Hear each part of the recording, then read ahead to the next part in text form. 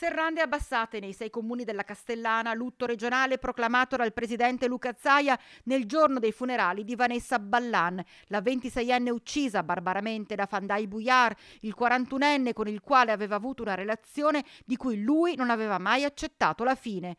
Il Veneto intero s'appresta a dare l'ultimo saluto alla giovane mamma accoltellata a morte, fiocchi rossi appesi per gridare ancora una volta basta questa violenza.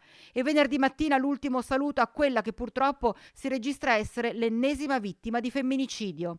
A Castelfranco Veneto, dove si svolgerà il funerale, la comunità attonita si sta preparando. Lo stiamo facendo cercando di essere rispettosi della volontà della famiglia, e cioè di una partecipazione silenziosa, e lo faremo comunque come amministrazioni partecipando alle esequie con i gonfaloni di stati a lutto. Castelfranco Veneto anticiperà la chiusura del mercato in modo tale di dare la possibilità a coloro che parteciperanno ai funerali di trovare la piazza libera.